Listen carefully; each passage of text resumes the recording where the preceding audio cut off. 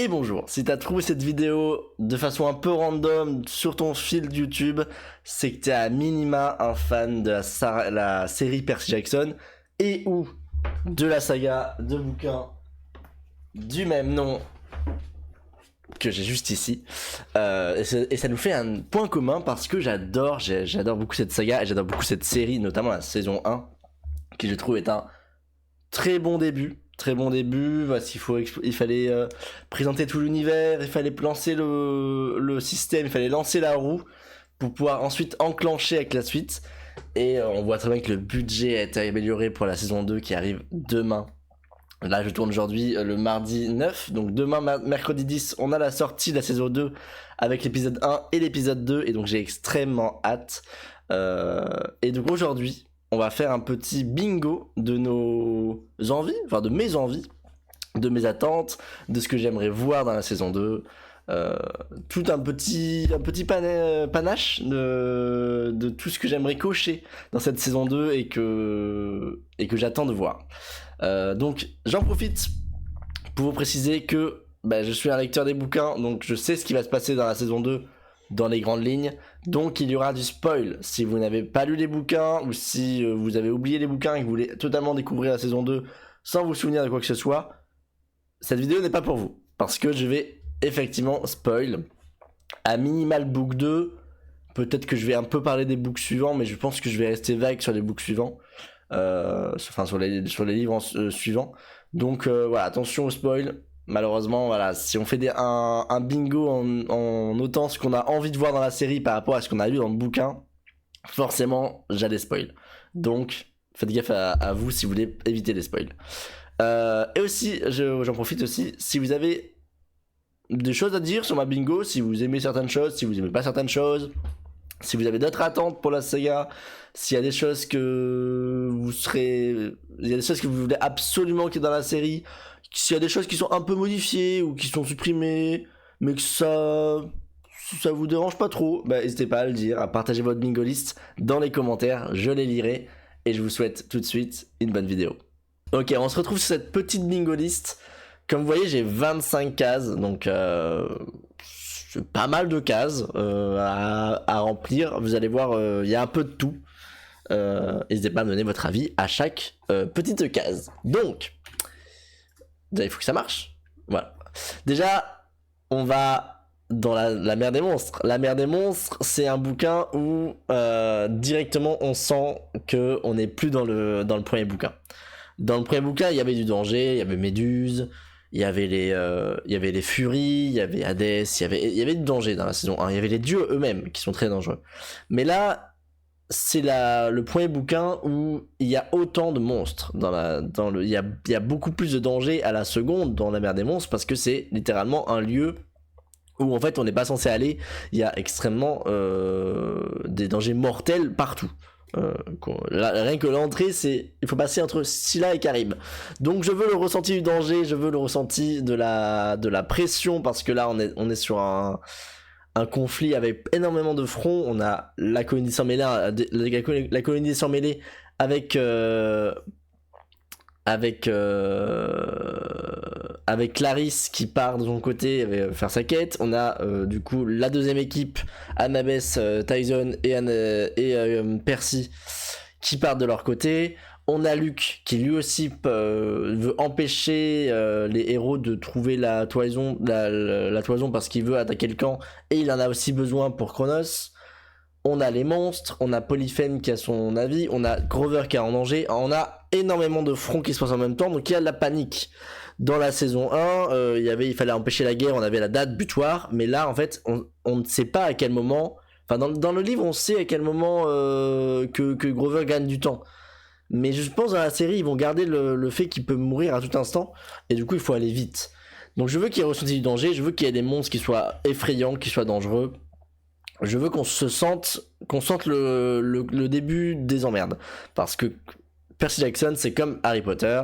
Au fur et à mesure du temps, c'est de plus en plus sombre, c'est de plus en plus dark. Il y a de plus en plus de dangers et de conflits. Et donc du coup, c'est le début. La mer des monstres, c'est le début de l'enfer. Donc j'ai vraiment envie qu'on ressente ce danger. Et j'ai pas vraiment peur de ça parce que des teasers qu'on a vus, ça a l'air vraiment bien. Ça a l'air vraiment bien, notamment Karim Silla. Ça a l'air vraiment stylé. Ils ont l'air d'avoir mis le budget. Donc j'ai confiance. C'est vraiment un point du Mingo où j'ai vraiment confiance. Deuxième point. Et là, c'est un point que j'ai aucun doute. Léa défonce tout sur l'acting. Donc Léa... alors je sais pas si on dit Léa ou Lee. Je vais dire Léa. Je suis désolé. J'espère que je me trompe pas sur ta prononciation de prénom. Pardonne-moi, je t'en supplie. Donc c'est une super actrice. Déjà dans la saison 1, déjà l'épisode 5 et même plein de moments dans la saison 1, elle a montré du super bon acting. La saison 2, c'est un moment crucial pour Annabeth. C'est-à-dire qu'on a énormément de jeux d'acteurs. Et il y a des scènes d'Annabeth qui sont parmi mes préférées de toute la série dans la saison 2, dans le book 2. Donc, et il y a des scènes qui sont super dures à jouer. Je pense notamment aux sirènes. Enfin, ça me semble extrêmement dur comme performance d'acteur parce que déjà dans le bouquin, pour ceux qui se rappellent pas, dans le bouquin, Annabeth veut écouter le chant des sirènes parce que il y a une histoire où ça peut faire travailler l'intelligence et que c'est quelque chose qui n'a jamais été écouté, que tu peux jamais écouter en fait. Donc la curiosité des enfants d'Annabeth, des enfants d'Athéna, des enfants d'Annabeth, pas tout de suite. La curiosité des enfants d'Athéna, forcément entendre ce son, ça leur titille tout leur intellect et leur envie de découvrir. Donc elle a envie d'écouter les sirènes, sauf que les sirènes, le concept c'est que leur son t'attire et te fait venir à eux pour qu'elles puissent te bouffer ou te noyer selon les récits, mais là il me semble qu'elles veulent te bouffer. Et du coup, Annabeth se fait accrocher au mât du bateau et elle pleure et elle supplie Percy et il y a la souffrance physique et énormément psychologique où elle supplie Percy de la libérer, elle pleure, elle se fait mal elle-même pour essayer de se libérer. Parce qu'en fait, c'est quelque chose qui est plus fort que sa conscience, qui la pousse au plus profond de ses retranchements. Et derrière, il y a elle nage dans le courant et elle arrive et elle a tout ce souvenir enfin pas ce souvenir, mais ce futur idéalisé où elle a reconstruit l'Olympe, où Luc est là, où ses parents sont là, où sa mère est fière d'elle. Et du coup, ce rêve se brise parce que c'est un mensonge des sirènes et Percy la sauve. Et elle est hyper mal et ce qu'elle vit est extrêmement dur. Donc il y a cette scène là qui est extrêmement dure à jouer, mais il y a aussi plein d'émotions différentes pour Annabeth. Au début il y a évidemment il y a de la tension parce que la relation Percy-Annabeth va forcément évoluer, on le sait déjà, et par rapport à la saison 2, ça va encore prendre un cran au-dessus. Mais il y a aussi de la colère parce qu'elle comprend pas pourquoi Percy est ami avec un cyclope. Elle a du ressentiment envers les cyclopes, elle a la colère de la haine envers Tyson. Elle a la tristesse parce qu'elle vient de perdre son frère, Luke, qui vient de passer dans le camp de l'ennemi. Luke qui a empoisonné sa sœur / mère de substitution, qui est Talia. Elle est en conflit tout le temps à l'intérieur, avec Percy, avec Tyson, avec Luke, avec son père, et elle a toutes ces émotions, et donc il y a énormément de jeux d'acteurs, et j'espère, et j'ai confiance que Léa va tout défoncer, parce que c'est une super actrice, et qu'elle nous l'a montré dans la saison 1, et qu'on sait que c'est une actrice qui est ultra motivée et qui fait qui se donne à son maximum. C'est vraiment pas un rôle qu'elle met de côté. Donc j'ai totalement confiance et je sais que ce bingo va être rempli. Mais voilà, en fait, qu'il soit présent, ça montre à quel point il est important et à quel point il va être intense, parce qu'il y a vraiment beaucoup d'émotions, et notamment cette scène des sirènes qui pour moi est hyper dure à jouer. Donc je suis pas acteur, mais je trouve qu'il y a énormément d'émotions. En fait, la perte de contrôle, j'imagine que ça doit être hyper dur à jouer. Bref. Clarisse plus développée que dans le livre. Alors donc on sait déjà qu'il y a une scène avec son père qui est dans le livre aussi, où on découvre que Clarisse est plus que la bully qu'on a dans la saison 1, donc la fille qui est toujours en colère et qui aime bien se passer ses nerfs sur les autres. En fait, on découvre que Clarisse a d'autres facettes de sa personnalité et que sa vie n'est pas idéale. C'est pas une vie idéale. Et c'est un personnage extrêmement fort et extrêmement important pour la suite. Et c'est la saison où elle est mise en avant de fou. C'est une énorme saison pour Clarisse.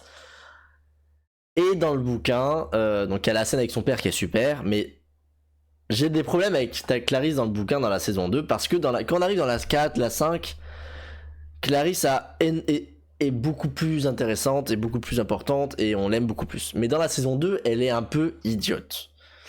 Elle est un peu stupide. En fait, elle fait des choix qui sont pas intelligents. Et en fait, je suis désolé, mais les enfants d'Arès sont pas forcément idiots.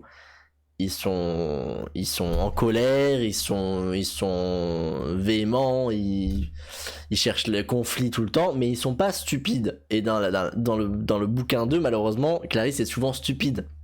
Par exemple, quand elle arrive sur l'île de Polyphème, elle voit Grover en robe de mariée, et au lieu de se dire ah il est en robe de mariée parce qu'il essaye d'échapper à la cuisson, la tête en bas, non, elle est en mode mais non, c'est pas un cyclope, c'est Grover. Elle dit ça à Polyphème. Clarisse dans la saison 1, elle ne ferait pas ça. Clarisse, elle est intelligente, elle est juste en colère et elle est juste elle joue tout sur le fait de vouloir être la meilleure et de vouloir montrer qu'elle est la meilleure parce qu'elle veut montrer à son père que il peut être fier de sa fille. C'est aussi ça une des facettes de Clarisse. Et du coup, mais au lieu de faire des efforts sur elle-même et d'essayer de prendre son temps et prendre la patience et de aussi accepter qui elle est et pas forcément être uniquement dans la vision de son père qu'il a d'elle, et elle rabaisse les gens, elle essaie d'enfoncer les autres pour paraître au-dessus. Mais c'est une enfant, c'est une ado, elle fait ce qu'elle peut pour être bien vue par son père, et il y a beaucoup plus que juste ce qu'elle est dans la saison 1. Et dans les interviews, l'actrice Dior dit qu'elle adore le développement de Clarisse, donc j'ai vraiment hâte et j'espère que ça sera vraiment mis en avant. Grover se défend. Hashtag GOT, parce que évidemment c'est le GOT, littéralement. Donc je sais que j'ai des idées, enfin des avis conflictuels par rapport à Grover. J'adore le personnage. Il y a des moments de la saison 1 que j'ai adoré, notamment le moment avec Arès, ou le moment de la chanson, de l'amitié. Il a des moments intéressants dans la saison 1, mais j'ai pas envie que ce soit le comic relief de la série. J'ai pas envie qu'il soit là uniquement pour mettre de l'humour, pour détendre des choses. Grover, c'est un des satires, enfin il va devenir l'un des satires les plus puissants, les plus influents de l'univers. Et j'aimerais que on sait que dans la saison 2, il n'est pas vraiment présent au début parce qu'il est enfermé, mais on a vu des flashbacks de son aventure, donc on va voir plus que juste il est enfermé par Polyphème. On va le voir dans son aventure, affronter des monstres de la mer des monstres, trouver des chemins de satire dans les choses, et du coup j'ai envie de voir un Grover aventurier, qui va pas se laisser faire, qui va être smart, donc rien que la robe de mariée c'est déjà smart, mais qui va peut-être utiliser des musiques. Grover utilise des musiques plus tard dans les saisons, donc est-ce qu'ils vont introduire ça maintenant? Ça serait cool. En vrai, moi je pense que ça serait cool de voir un Grover qui vraiment est pas démuni et sait se défendre, et qui n'est pas uniquement un personnage qui va mettre du bon mood dans des moments un peu dramatiques, qui n'est pas seulement un personnage qui va être un comic relief. J'ai envie d'avoir un Grover, un personnage god qui porte ses convictions, donc ça va prendre son temps. Je veux pas qu'il soit comme dans le book 5 parce que il y a tout le trajet, mais je me dis que là, vu qu'il est tout seul, il a une aventure tout seul et que c'est de mémoire la seule fois avant le book 5, je crois, et c'est l'occasion. C'est l'occasion de lui montrer Grover, il sait très bien se défendre tout seul. Il sait, voilà, de montrer les pouvoirs des satires, leurs compétences, leur capacité à survivre dans les milieux naturels. Je pense qu'il y aura, et j'espère. Parce que vraiment, Grover, c'est un personnage que j'adore, et qui va énormément grandir. Mais pour qu'il grandisse, il faut lancer le développement, et je pense qu'ils vont le faire. Beckendorf présent. Alors ça c'est un débat. Enfin c'est un débat. Je pense que tous les fans du bouquin aimeraient qu'il y ait Beckendorf dès la saison 2, comme dans le bouquin. Parce qu'il est important dans le bouquin, il a pas mal de scènes quand même. Mais sauf qu'il n'y a pas eu de rumeur de son casting. Normalement les castings sont tous teasés et tout, et Beckendorf, on n'a pas d'infos. Il me semble de ce que je sais, on n'a pas d'infos. Mais c'est un personnage hyper important, et c'est surtout un personnage qu'il faut introduire assez tôt pour qu'on s'attache à lui, et pour que les événements des autres livres nous impactent plus fortement. Voilà, il y avait aussi la question avec Silena, mais Silena pour moi est moins importante que Beckendorf dans la saison 2, parce que Beckendorf, du coup, pour ceux qui se souviennent plus ou pour ceux qui découvrent et qui n'ont pas tenu compte de mon avertissement sur le spoil au début de la vidéo, Beckendorf est un enfant d'Héphaïstos. C'est même le deuxième enfant d'Héphaïstos le plus puissant de toute la génération de Percy Jackson. Le premier n'est pas encore arrivé dans la série, mais c'est le GOAT de la maison, enfin de la cabine d'Héphaïstos dans tout Percy Jackson, dans la saison originale. Et il est hyper important parce que Tyson étant un cyclope et étant du coup un fils de Poséidon et quelqu'un qui est talentueux avec la forge, Beckendorf va pouvoir le former un petit peu et lui montrer à quel point Tyson est doué avec tout ce qui est matériaux, tout ce qui est avec construction, tout ce qui est bricolage, tout ce qui est forge d'armes. Et du coup, il y a pas mal de moments dans la saison où Beckendorf entraîne Tyson, mais même et également aussi pendant les chariots. C'est le moment où on présente un peu toutes les cabines. On va revenir plus tard sur la cabine, mais Beckendorf étant très intelligent et voilà, il met pas mal d'items particuliers dans le char, lors de la course de char. C'est le moment aussi c'est le parfait moment pour présenter les persos. Parce que, j'en vais en reparler plus tard, mais le book 2 étant le bouquin le plus court des 5, c'est le moment de présenter des trucs qu'on n'aura pas forcément le temps de faire dans les saisons d'après. Donc, présenter les différentes maisons, enfin les différentes cabines, faut que j'arrête avec maison, je sais pas Harry Potter, différentes cabines du camp des sans mêlés, c'est le moment parfait. Il y a la course des chars où on va avoir chaque équipe avoir un duo, donc ça va être l'occasion de montrer les chefs de cabine. Donc c'est là que Silena est moins importante parce qu'il me semble que les Aphrodites ne participent pas à la course de char. J'ai un doute. J'ai relu ça il y a pas si longtemps que ça, mais j'ai un doute. Et il me semble qu'ils participent pas à la course de char. Donc pour moi, les Héphaïstos, les Arès, les Apollons notamment, les Hermès sont hyper importants à présenter dans cette saison parce que c'est les classes, enfin c'est les cabines combattantes, les plus grandes combattantes du camp des sans mêlés pour l'instant. Et la course de char, c'est le meilleur moment pour les introduire. Et c'est bien de le faire dans le bouquin qui est le plus court. Donc la saison, on aura le plus de temps d'étoffer. Parce que le reste, les autres des bouquins sont de plus en plus gros. Et il y a beaucoup plus d'événements. Et du coup, c'est compliqué de rajouter des choses dans les livres qui sont les plus gros. Donc j'espère qu'il sera présent. On voit une personne dans les trailers qui correspond à son physique, à sa taille, à sa couleur de peau, qui est dans la maison Héphaïstos. Donc j'y crois. J'ai envie d'y croire. Allez, passons au suivant. L'épisode 4, épique x 1000. Alors, l'épisode 4, parce que du coup, on a eu les teasings des titres d'épisode. Donc, l'épisode 4, c'est Clarisse défonce tout. Je sais plus, attendez. Clarisse défonce tout. Clarisse explose tout. Attendez. Je vais sur TV Time parce qu'ils ont mis les noms des épisodes.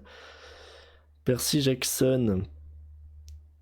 Donc, les épisodes sont encore tirés des chapitres des bouquins. Je crois que c'est Clarisse blow everything up. Donc Clarisse explose tout. Donc c'est Charybde et Scylla. Peut-être qu'il y aura l'hydre. Peut-être qu'il y aura à la fin de l'épisode 3, il y aura l'hydre. Je sais pas s'ils vont mettre Monster de Note. C'est pas hyper important de mon point de vue. L'hydre c'est un monstre qui est cool. Mais c'est pas hyper important. Mais il faut quand même que Clarisse les sauve de quelque chose. Donc c'est possible qu'il y ait ça. Soit elle va blow up everything genre sur la princesse Andromeda et voilà ils vont cut Monster de Note, soit il y aura vraiment l'hydre. Mais bon bref, l'épisode 4 c'est Carib et Scylla, c'est le navire des confédérés, c'est le canon avec Clarisse qui défonce tout, c'est Tyson dans la salle des machines, c'est Percy qui utilise ses pouvoirs de l'eau, c'est un bordel monstre, et on a vu dans les trailers qu'il y a un budget fabuleux, que dans les interviews, les acteurs disent tous que l'épisode 4, c'est de l'eau, de l'eau, de l'eau, de l'eau, de l'eau. Donc, ça va être incroyable. J'ai extrêmement confiance. Epic x 1000, forcément. Avec chacun des persos qui vont avoir chacun leur moment clé et leur importance dans cette scène, notamment Clarisse, notamment Tyson, notamment Percy. Annabeth aussi, je me souviens plus trop de ce qu'elle fait, mais elle a toujours un impact, c'est Annabeth. Donc, j'ai très hâte. L'épisode 4. Là, j'ai vraiment très peu de doutes parce qu'on a vu le budget qu'ils ont mis dans cette scène. Donc, en fait, et ce qui est fou, c'est que c'est un chapitre, le Carib et Scylla. Après, on passe directement à Sissi, à l'île de Circé. Du coup, en fait, ça va être un seul chapitre sur un épisode complet. Alors, il y aura peut-être Monster de Notes avant, donc peut-être qu'il y aura un chapitre et demi, je sais pas.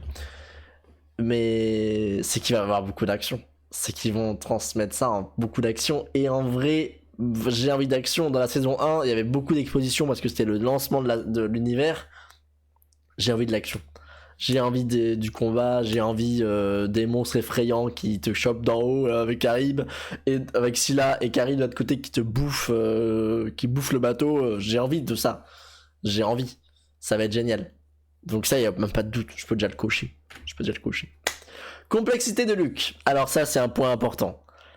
Luke est un personnage à un potentiel incroyable. C'est un excellent méchant parce que, comme tous les excellents méchants, il a une volonté des ressentiments et une colère qui est légitime en fait. Les dieux sont des connards. Voilà, il faut assumer, les dieux sont des cons. Tous. Me balance pas un éclair, s'il te plaît. C'est tous des enfoirés. Alors, ils ont des bons fonds, mais ils ont beaucoup de mauvais fonds. Et la colère de Luke est légitime. Surtout quand on apprendra son passé au fur et à mesure. Elle est légitime. Donc, Luke, c'est un personnage hyper intéressant, et au fur et à mesure, ça va devenir encore plus intéressant. Et dans la saison 1, ils ont entamé un truc qui n'est pas dans le bouquin, qui est beaucoup plus intéressant que dans le bouquin. Moi, j'aime beaucoup le voleur de foudre, mais Luke dans la série, je préfère largement. Pourquoi ? Parce que dans le bouquin, l'amitié Luke-Percy, elle est en surface. Il n'y a pas plus que ça. Luke se sert de Percy, il simule une amitié, fin. C'est tout. Luke déteste Percy dès le début. Enfin, il n'y a pas vraiment d'amitié. Après, peut-être que j'ai tort, mais c'est comme ça moi que je l'ai lu, que je l'ai ressenti. Dans la série, il y a vraiment une amitié. Il le trahit, mais il y avait une amitié. Et c'est illustré. Déjà, il y a beaucoup plus de scènes entre Luke et Percy. Dans la série, son amitié est beaucoup plus centrale en fait. Et la scène finale, Luke a du ressentiment. Il aurait voulu recruter Percy. Il aurait voulu que Percy le comprenne. Il pensait que pendant son voyage, Percy serait obligé de voir la violence des dieux, leur mauvais fond. Et il pensait que ça allait changer Percy. Jack Percy était très en colère contre les dieux au début, notamment contre son père, parce que il a jamais aidé sa mère, il a jamais reconnu, il a jamais apporté, il est jamais venu l'aider, il a jamais vu. Donc il y a une colère de Percy de ça, et Luke pouvait espérer que Percy le comprenne, parce qu'il est extrêmement seul, Luke. Alors il va avoir des alliés et tout, mais il avait envie qu'un vrai ami le comprenne. Il avait envie que Percy le comprenne. Et du coup, la scène finale, elle est beaucoup plus impactante dans la série que dans le bouquin, selon moi. Parce que dans le bouquin, déjà, le scorpion, c'est pas forcément un élément de Luke qui est important. Luke, c'est un épéiste. C'est le meilleur épéiste de la colonie, des Sans-Mêlés. Donc qui est un combat à l'épée, c'est pour moi 100 fois plus impactant qu'un scorpion d'un fils d'Hermès. Vraiment, ok, c'est un peu le dieu des fourbes, Hermès. Mais dieu des voleurs, donc c'est un peu le dieu des fourbes. Mais bon, quand même. Je trouve ça plus important que ce soit un combat à l'épée. Je trouve ça extrêmement plus impactant que Annabeth l'ait vu, parce que ça va développer énormément de choses sur la complexité d'Annabeth aussi dans la saison 2. Donc c'est hyper intéressant. Et Luc, du coup, qui a un bon fond, qui est machin, nana, dans la saison 2, commence à faire des mauvaises choses. Il fait des très très très mauvaises choses dans la saison 2. Notamment vouloir tuer Talia. Enfin, bon, elle est déjà techniquement morte, mais vouloir blesser l'arbre de Talia, qui s'est sacrifié pour lui. Là, on commence à se questionner sur ce qu'il fait. Non, vraiment, vouloir tuer tous les sang mêlés de la colonie. Voilà, on commence à avoir des méthodes extrêmes de Luc, encore plus extrêmes que dans la saison 1. Et Luc aussi, complexité dans le sens où et c'est son propre chef, enfin c'est le chef de l'armée de Chronos, donc il va peut-être galérer aussi à gagner l'autorité qu'il doit avoir, et ce genre de choses, donc ça va être intéressant. Et l'épisode 3, je pense, va être très centré autour de ça, et peut-être le final de la série aussi, et du coup j'ai très hâte de voir du Luc. L'acteur est super en plus, donc... Enfin, il y avait tellement d'émotions dans cette dernière scène de la saison 1. Hein. J'ai trop hâte. Les poneys fêtards. Donc les poneys fêtards, je vais pas rester 3000 ans sur les poneys fêtards. Ils sont dans le bouquin. On n'a pas vu de choses dans les teasers. On n'a pas vu de choses dans les trailers. La bataille finale, on n'a pas vu de poney. Enfin, on n'a pas vu de centaure. Je dis poney, mais c'est centaure. Donc j'espère qu'ils seront là. J'espère qu'il y aura le côté épique et le côté... mais contrebalancé par leur côté what the fuck, où ils arrivent avec des lunettes de fête et tout, des colliers de fête et de machin, des t-shirts rien à voir et tout. J'espère qu'il y aura les poneys fêtards, et j'espère ça va leur rendre justice, qu'il y aura le côté épique qui va bien se marier au côté what the fuck des poneys fêtards. Donc j'espère qu'ils seront là. En vrai je pense, parce que c'est un élément hyper important de Chiron et tout. Donc en vrai je pense qu'ils seront là. Percy fier de son frère. Alors la relation Percy-Tyson, c'est peut-être la chose, mon élément préféré de toute la saison 2. En fait il y a tellement d'émotions. D'abord il y a une amitié, Percy-Tyson. Puis il y a la colère d'Annabeth. Donc, enfin, Tyson est un peu la raison de pourquoi Annabeth et Percy se fritent. Donc Percy, il va être un peu énervé au début. Il va être aussi un peu énervé de son frère. Il va aussi avoir un peu honte parce que son frère c'est un monstre et tout le monde dans la colonie le regarde différemment depuis. Donc Percy qui est un ado, il va avoir un peu honte de son frère au début. Il va aussi être un peu jaloux parce que le premier soir de Tyson à la colonie, il est automatiquement... Poséidon va automatiquement montrer que c'est son fils. Il va y avoir directement... directement avoir un trident dès le premier soir. Donc il y a la jalousie de Percy qui lui a dû vaincre, qui a dû faire une grande bataille de capture étendard pour montrer à Poséidon qui il était et qu'il l'accepte.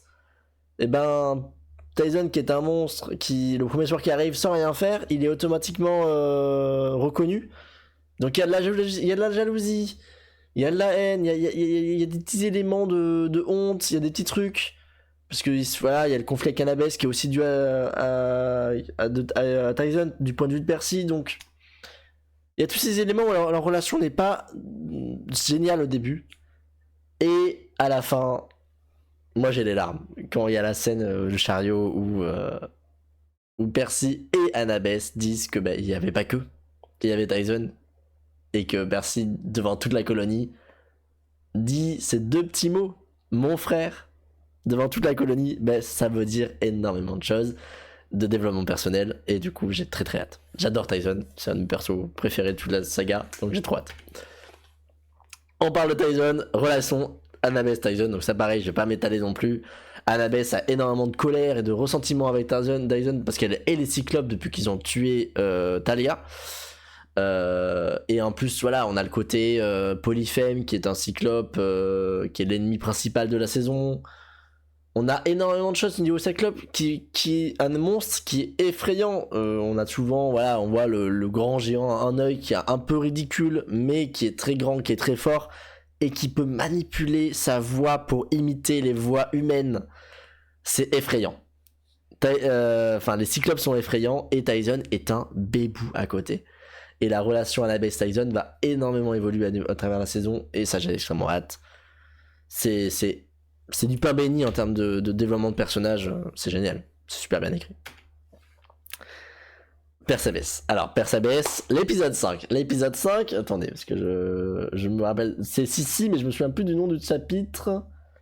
C'est We check into the Sissi Spa and Resort. Donc, on va voir le spa de Sissi.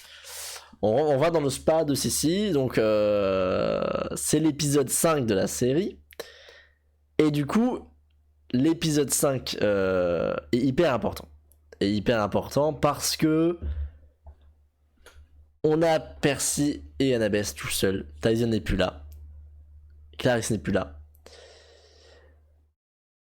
Et du coup, ils sont retrouvés tous les deux. Il y a encore un peu de ressentiment d'Annabeth envers Percy, mais ça commence à se calmer. Ça commence à se calmer, il commence à se remettre en bon fond. Et surtout, il va y avoir la transformation de Percy en cochon, en cochon d'Inde. Et Annabeth qui sera magnifique. Voilà, il va y avoir Annabeth qui va sauver Percy avec Annabeth complètement transformée par la magie de Sissi, qui fait que Percy va dans le bouquin, il est en mode elle est magnifique. Donc il y a du Persabès. Et dans cet épisode-là, je théorise qu'il y aura les sirènes ou une partie des sirènes. Les sirènes est un moment Persabès incroyable. Donc l'épisode 5 a moyen d'être l'épisode le plus Persabès de la saison. Et ce qui est drôle, c'est que certains fans ont remarqué que l'épisode 5 de la saison 1 était aussi le meilleur épisode de Persabès de la saison, avec Ares qui offre les hamburgers là, donc du coup avec toute la scène au parc de Héphaïstos, Percy qui se sacrifie, Annabeth qui le sauve, qui l'appelle cervelle d'algue depuis la première fois depuis le début de la série. Donc il y a une rumeur comme quoi tous les épisodes 5 pourraient être les moments les plus Persabès, ça serait drôle. Et en vrai, c'est vrai que dans la saison 3, ça pourrait coller avec l'arrivée de Aphrodite, qui est aussi un moment Persabès, donc ça pourrait coller. Bon, après, l'explosion du volcan dans la saison 4, je sais pas si ça colle avec l'épisode 5, mais ça pourrait coller. Et ce serait drôle. Bon, ça, c'est pas mal. Tyson est un bébou adorable et badass.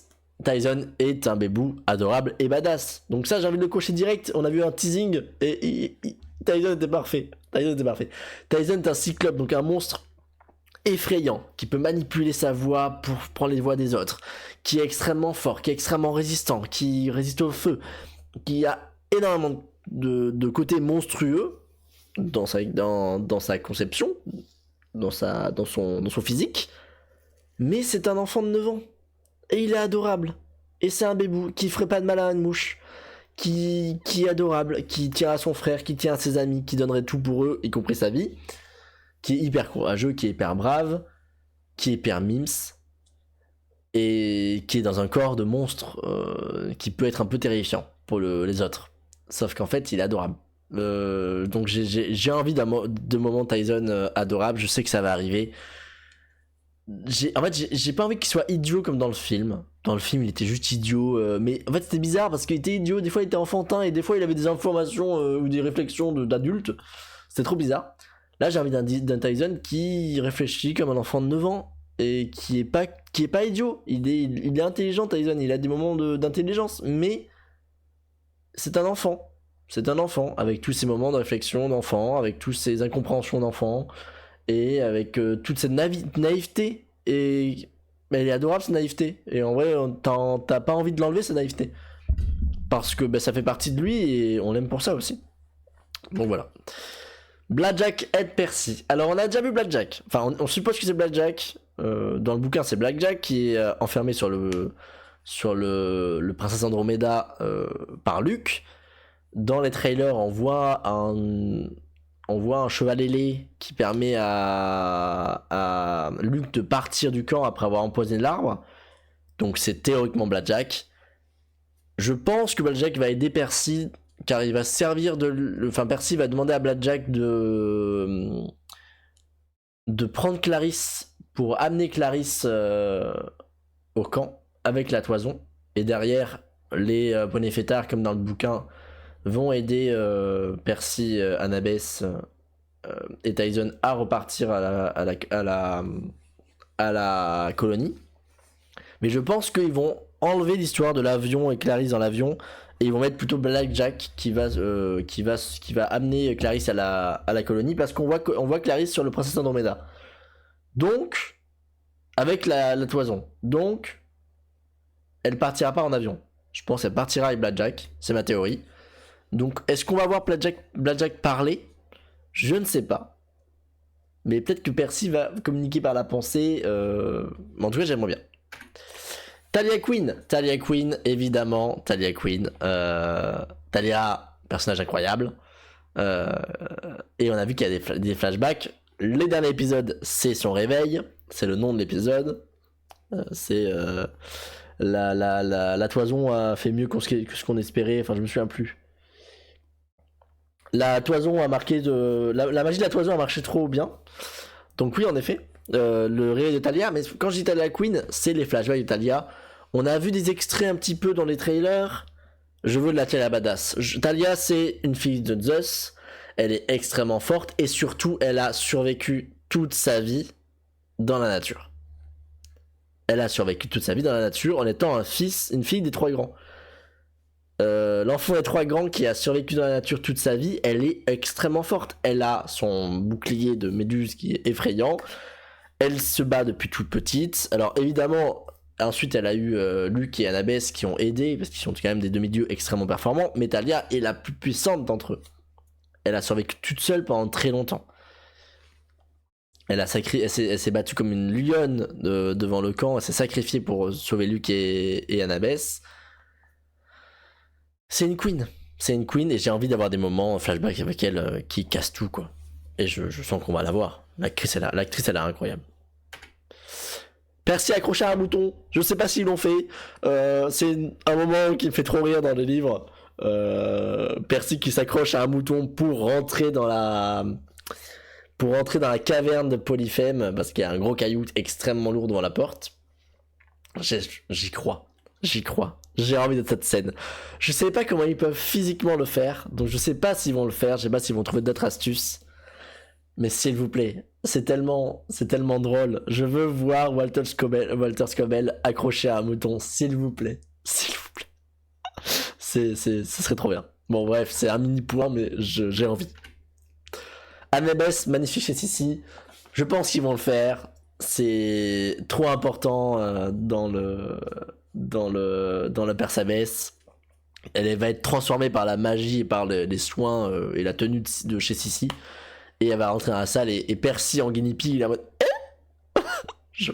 s'il vous plaît, donnez-moi ça, s'il vous plaît. Alors, Allison apporte quelque chose à la série. Alors, Allison, c'est un nouveau personnage inédit qui n'est pas dans le bouquin, qui est annoncé que dans la série. Qui serait une demi-déesse, donc fille d'Apollon, si je dis pas de bêtises. Vu que c'est un personnage inédit, moi je suis en mode il y a beaucoup de personnages dans le bouquin, il y a déjà pas mal de choses. Il faut qu'elle apporte quelque chose. Allison, il va falloir qu'elle prouve son importance, son intérêt et tout. Donc, j'ai plusieurs suppositions. Déjà, ça sera sûrement la chef de la cabine d'Apollon pour la course de chars. Ce sera sûrement la j'ai plus leur nom, délégué en chef, je sais plus. Mais du coup, j'imagine qu'elle va être responsable du char d'Apollon dans la course, j'imagine. Parce que il y a Will Solas, mais je crois que Will est encore tout bébou à ce moment-là.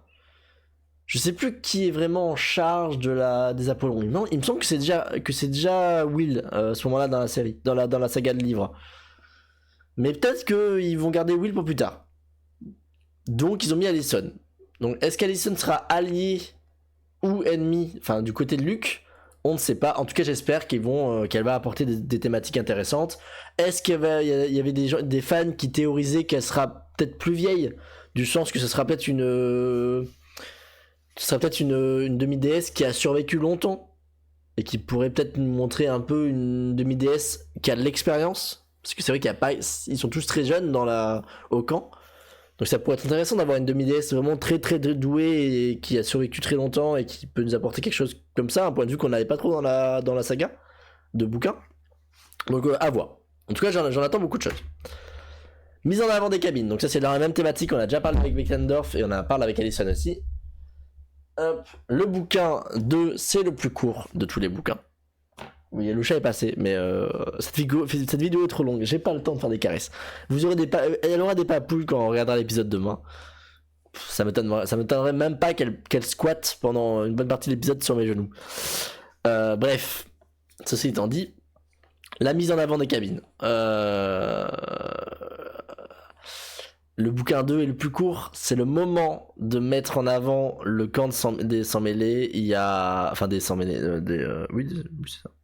Je suis perdu, je confonds avec Harry Potter tout le temps. Qu'est-ce qui se passe? Alors que c'est ma saga de cœur. Percy Jackson, en fait. C'est ma saga de cœur. Voilà, j'aime tout. Mais bref, je commence à perdre mes mots, la vidéo est trop longue. Mais du coup, mise en avant des cabines... C'est le moment avec la course des chars, c'est le moment parfait pour introduire chaque cabine et ce qu'ils savent faire, les personnages importants qui vont être intéressants dans les saisons futures dans chaque cabine. Donc c'est là où Beckendorf entre en ligne de mire, c'est là où Alicent entre en ligne de mire, selon mon point de vue. C'est là où peut-être Silena Beauregard rentrerait en ligne de mire, peut-être Travis, les frères Alatyr chez les Hermès, Annabeth et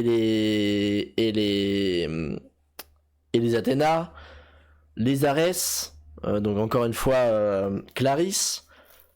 Ça va être l'occasion de mettre en avant les cabines.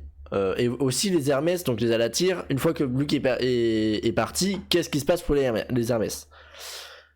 Parce qu'il me semble que Luke était le délégué en chef. Donc du coup, c'est l'occasion. J'espère qu'ils vont vraiment mettre en avant les personnages des cabines et le camp pendant cet épisode 2 et pendant même la suite dans le final et tout.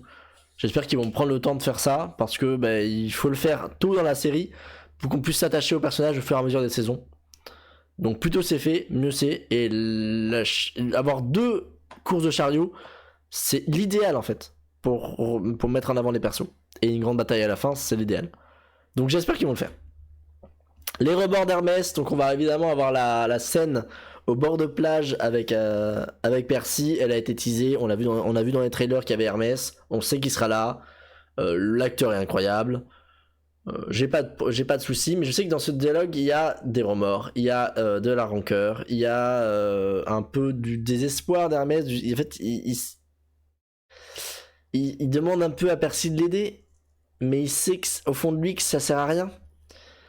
Donc j'ai envie d'avoir du jeu profond, et je sens que ça va être l'acteur est incroyable. Donc j'ai pas de doute, mais c'est un point qui est important pour moi. Hermès, il est extrêmement important. C'est peut-être l'un des dieux les plus importants de la saga, peut-être même plus important que Poséidon, parce que c'est un des dieux qui a le plus de double sens. On voit ses bons côtés, on voit ses mauvais côtés, et c'est peut-être le dieu où on voit le plus des deux côtés. Parce que Poséidon, on voit surtout le bon côté, on voit aussi qu'il est un père absent, mais Hermès, on voit vraiment les deux côtés, et on voit aussi la complexité d'être un dieu chez Hermès. Surtout quand tu es au courant des prophéties. Donc, j'en attends pas mal de choses. Clarisse rentre en héros. Donc ça, je pense qu'ils vont pas changer ça par rapport à avant. Bon, le chat. Attendez. Parce qu'elle fait des bêtises et en fait elle lève mon micro qui lève mon écran. Monte ta frémousse. Attendez. Hop.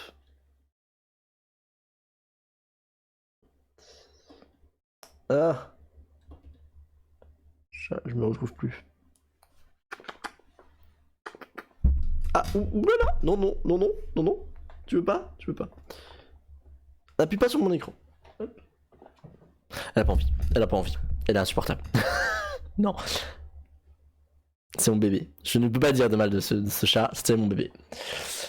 Bref, on a été où? Parce que je me fais déconcentrer vers mon propre chat. Du coup, je perds les mots.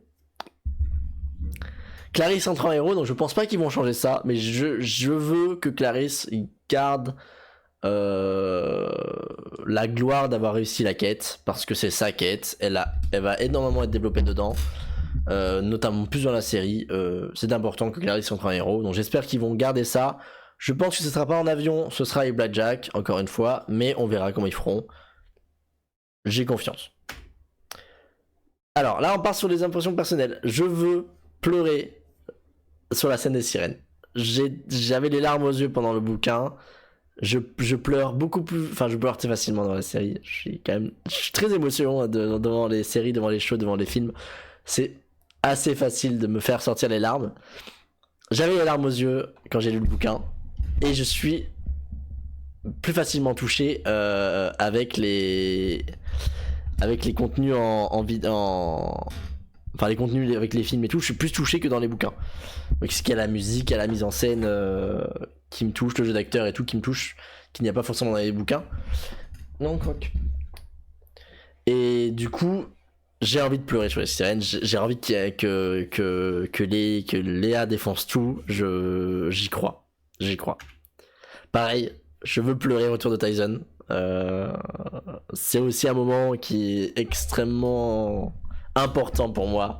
Donc je veux qu'il me sorte les larmes, je veux que le jeu soit là et j'y crois. Donc j'y crois, y a pas de souci. Les monstres sont bien faits, donc là, encore une fois, c'est un point où j'ai pas peur. On a vu on a vu Scylla, on n'a pas vu trop Charybde, mais on a vu Scylla, on a vu les sirènes, on a vu Polyphème. Alors Polyphème, c'est peut-être celui où j'ai le plus de doutes, parce que dans le bouquin, il est vraiment effrayant. Et là, voilà, bah, pareil, c'est compliqué de faire du gigantisme dans des sagas. Donc on va voir comment ils vont le faire. C'est peut-être celui où j'ai le plus de doutes. Les sirènes, les Charybde et Scylla, les oiseaux maléfiques là, c'est quoi? C'est les oiseaux de Tidal, je sais plus comment ils s'appellent. Mais ça, ils ont l'air effrayants. Ils ont l'air complètement effrayants. J'ai pas de doute sur ça. Franchement, les monstres sont bien faits. Je peux déjà le cocher en avance. J'ai confiance. Ah, le teasing. Est-ce qu'il y aura des teasings Hero of Olympus, donc HOO, Hero of Olympus, Héros de l'Olympe, donc la saga qui suit Percy Jackson. Normalement, il y a Hyla, donc la future reine des Amazones, qui est chez Sissi, qui est son assistante. C'est elle qui fait visiter le centre à Percy et Annabeth. Est-ce qu'ils vont teaser Hyla? Est-ce qu'ils vont la présenter comme étant Hyla? Ou est-ce qu'ils vont pas le faire parce que peut-être qu'ils vont changer d'actrice plus tard? On verra. On verra. Et le dernier point, Annabeth piège Polyphème. La stratégie de personne, qui est encore un point pour amener concrètement et genre sans aucune remarque possible l'intelligence d'Annabeth et la manipulation possible des enfants d'Athéna qui connaissent les mythes, ils savent s'en servir, ils savent servir de leur intelligence et de leur stratégie pour sortir des pièges et des dangers les plus compliqués. Et c'est un moment important pour Annabeth parce que vraiment c'est même en termes de mythe, c'est un moment qui est sympa parce qu'on réutilise le mythe qui est déjà le traumatisme de Ulysse que Ulysse a créé chez Polyphème. Et du coup j'aime bien, je l'ai bien aimé dans le bouquin et en plus c'est un moment important pour Annabeth. Donc j'ai pas de doute. Voilà pour le bingo. Ça a duré 45 minutes d'explication. Donc j'espère que ça vous plaît, j'espère que vous êtes autant hypé que moi pour découvrir la saison demain.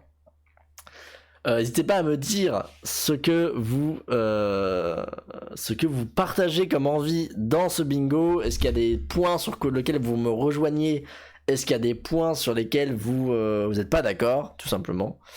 Est-ce qu'il y a d'autres points que vous aimeriez rajouter Et en fait, on va suivre ce bingo tout au long de la saga. Je vais le garder avec moi à chaque épisode et on cochera à la fin d'épisode dans les débriefs.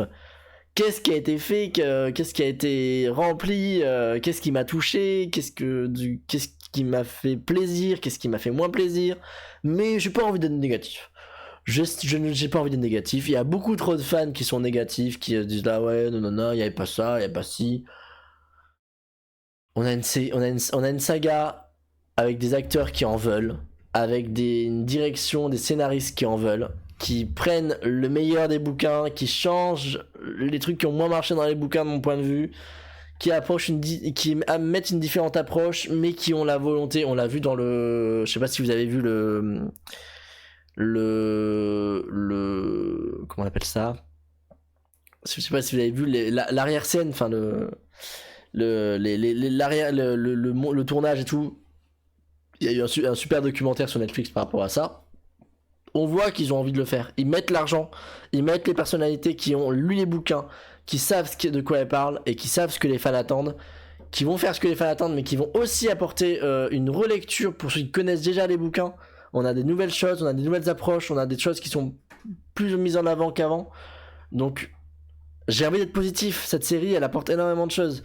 Vous voyez, si on compare par exemple, alors je vais pas comparer au film, c'est autre chose, mais par exemple, si on compare avec le film Avatar, le dernier maître de l'air, le réalisateur est un super réalisateur, hein, Shyamalan, je suis désolé pour si je prononce mal son nom de famille, c'est un super réal, il a fait des super films, mais il connaissait rien à Avatar. Il avait jamais vu la saga d'animation, il ne connaissait rien à la saga d'animation, et du coup il a fait un film qui est passé à côté de tout ce qu'il y a de bien dans la saga d'animation, tous les messages qui sont importants, tout ce qui était intéressant à mettre en avant. Il a tout loupé sur ça parce qu'il ne s'intéressait pas. C'était un bon réal, bon, le film est nul, donc bon, bref, c'est peut-être une erreur de parcours, mais une partie des choses qui font que le film est pas bon, c'est qu'il s'est pas intéressé à l'œuvre originale. Là, on a des réals, on a des scénaristes qui s'intéressent à l'œuvre originale, on a l'auteur qui participe au projet activement, qui participe au casting, qui participe au scénario, qui participe à la direction. On a énormément de personnes dans l'équipe déco et costumes qui se donnent à fond pour mettre du détail et pour apporter des choses. On a la technologie, alors ok, les gens gueulent sur le fait qu'ils utilisent la création de décors fictifs et c'est pas trop en décor réel et tout. Les gens gueulent sur ça, mais on a la technologie qui permet d'avoir des belles lumières, par exemple le combat Percy contre Arès. Ben, évidemment, on n'aurait pas pu avoir ce décor là pendant toute une période avec cette lumière là de lever de soleil. En pleine sur une bataille avec des cascades et tout, on aurait difficilement pu l'avoir comme ça. Pareil pour la scène Luke et Percy à la fin de la saison 1 avec les feux d'artifice derrière et toutes les émotions et tout, la lumière qui va et la forêt qui va. On n'aurait pas pu l'avoir aussi facilement et aussi longtemps et aussi peu cher sans ce volume screen qui sert aussi à ça. Et dites-vous que les économies faites grâce à ça, c'est de l'argent qui est utilisé autre part. Donc des fois, c'est aussi sympa d'avoir cette technologie, d'avoir pas tout en lieu réel, parce que le lieu réel, ça apporte aussi énormément d'impondérables, la météo, les problèmes techniques, le transport, énormément de sous pour avoir les décors et bloquer les routes, ce genre de choses. Je viens du milieu du cinéma, j'ai travaillé sur des tournages, j'ai fait mes études dans ce domaine-là, donc je sais de quoi je parle. Et en fait, des fois, une innovation technologique et des fois des petits problèmes ou des petits problèmes d'authenticité qu'on peut avoir avec cette innovation permettent de sauver de l'argent qui va être réinjecté ailleurs, dans des meilleurs décors, dans des meilleurs effets spéciaux, dans énormément de choses. L'aspirateur vient de se lancer, il va faire un boucan, donc il faut que je coupe cette vidéo. Mais voilà, donc restons positifs, on a un show qui est prometteur, qui essaie de faire de son mieux.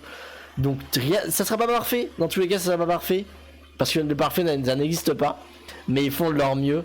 Alors profitez-en, profitez d'avoir cette représentation d'un univers que vous aimez, profitez de ce qui est bien et faites un peu l'impasse sur ce qui est mauvais, mais gardez un peu de bonheur, voilà, dans votre cœur. Profitez au maximum parce que c'est pas toujours qu'on a des shows aussi intéressants et aussi bien faits et aussi respectueux de l'œuvre originale.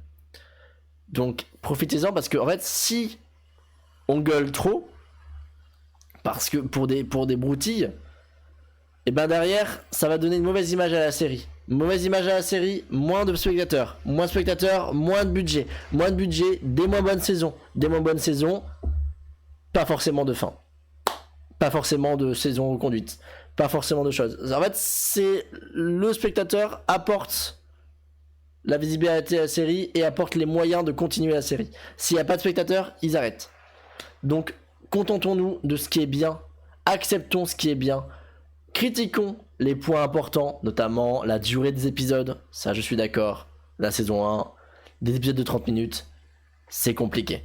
On espère qu'ils vont améliorer ça avec le temps. On espère que dans la saison 2, il y aura plus de temps. D'ailleurs, j'ai pas mis dans le bingo, j'aurais peut-être dû mettre. On garde en tête que les épisodes vont être plus longs. Critiquons les points qui doivent être critiqués, les points importants.